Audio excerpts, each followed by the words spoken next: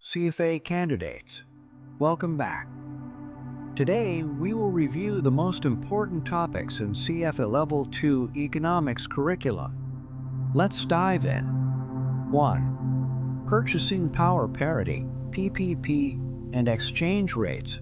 Let's start with Purchasing Power Parity, or PPP. You'll often see questions about this in the form of exchange rate calculations or currency valuations. Here's a classic question. If the inflation rate in country A is higher than in country B, what should happen to the exchange rate between their currencies based on PPP? Question. Country A has an inflation rate of 4%, while country B has an inflation rate of 2%. According to the concept of relative PPP, what would you expect to happen to the exchange rate between country A's currency and country B's currency? Options. The currency of country A should appreciate relative to country B. The currency of country A should depreciate relative to country B. The currency of country B should appreciate relative to country A. There will be no change in the exchange rate. The correct answer here is option 2. The currency of country A should depreciate relative to country B. Here's why. According to relative PPP, the currency of the country with the higher inflation rate, in this case, country A, is expected to depreciate against the currency of the lower inflation rate country, country B. This is because inflation reduces the purchasing power of a currency, causing it to weaken. Watch out for CFA questions that may try to mislead by flipping inflation rates or using indirect phrases. Remember, PPP means that higher inflation in one country will lead to a depreciation of that country's currency relative to a lower inflation country. 2. Interest rate parity, ERP. Next up is interest rate parity, or ERP. ERP is a concept that's tricky because it involves both exchange rates and interest rate differentials. Here's a common question type. Given a difference in interest rates between two countries, what will happen to the forward exchange rate? Suppose the interest rate in country A is 3%, while the interest rate in country B is 5%. According to interest rate parity, how will the forward exchange rate compare to the current spot rate for country A's currency relative to country B's currency? Options. The forward rate for country A's currency will be at a premium. The forward rate for country A's currency will be at a discount. The forward rate for country B's currency will be at a premium. The forward rate will be the same as the spot rate. The correct answer is option 2. The forward rate for country A's currency will be at a discount relative to country B's currency. This might sound confusing, but here's the reasoning. ERP suggests that the currency of the lower interest rate country, country A with 3%, should trade at a forward discount relative to the currency of the higher interest rate country, country B with 5%. This is because investors would otherwise flock to the currency with a higher interest rate to earn a better return, so the forward rate adjusts to reflect this difference. 3. Comparative Advantage and Trade. Moving on to a question on comparative advantage, which is crucial in understanding international trade. Comparative advantage explains why countries trade in the first place. But here's where it gets tricky. CFA questions will often test whether you understand how comparative advantage works, not just what it is. Question.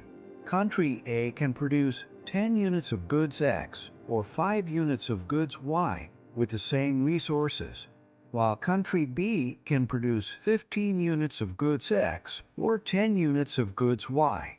According to comparative advantage, which good should each country specialize in? Options.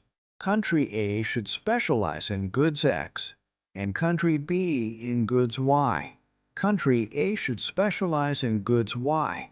and country B in goods X. Both countries should produce goods X. Both countries should produce goods. The correct answer here is option 2. Country A should specialize in goods Y, and country B should specialize in goods X. Here's why. Comparative advantage focuses on opportunity cost. For country A, the opportunity cost of producing goods Y is lower than it is for country B, making country A relatively more efficient at producing goods Y. On the other hand, country B has a lower opportunity cost for producing goods X, so it should specialize in that. The key takeaway is to focus on opportunity cost, not absolute productivity. 4. Business cycles and economic indicators. Now, let's talk about economic indicators. This is an area where CFA Level 2 questions can be challenging, especially when it comes to interpreting indicators in the context of business cycles. Question. During the contraction phase of the business cycle, what would you expect to happen to GDP, unemployment, and inflation? Options. GDP increases, unemployment decreases, inflation increases. GDP decreases, unemployment increases, inflation decreases. GDP remains constant, unemployment decreases, inflation decreases. GDP decreases, unemployment remains constant, inflation increases. The correct answer is option 2. GDP decreases, unemployment increases, and inflation decreases. Here's how you can remember this. During a contraction, economic activity slows down, leading to a decline in GDP. As businesses make less revenue, they reduce hiring, which causes unemployment to rise. Meanwhile, the decreased demand can lead to lower inflation or even deflation. 5. Real versus nominal exchange rates. Finally, let's tackle a question on real versus nominal exchange rates. This can get confusing because it involves both the nominal exchange rate and the relative price levels between two countries. Question. If the nominal exchange rate between country A and country B is 1.5, and country A's price level rises by 10%, while country B's price level remains the same, what happens to the real exchange rate? Options. The real exchange rate remains the same. The real exchange rate increases. The real exchange rate decreases. The real exchange rate becomes unpredictable. The correct answer is option 2. The real exchange rate increases. This is because the real exchange rate adjusts for the difference in price levels. Since country A's price level rose without a change in country B, it means country A's currency has become relatively more expensive in real terms, causing the real exchange rate to increase. Always remember, real exchange rates adjust for inflation differences between two countries. Economics questions on CFA Level 2 don't have to be intimidating if you understand the concepts behind them.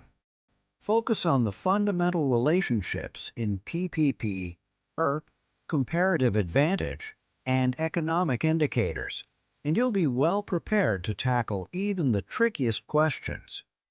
Thanks for watching, and good luck with your studies.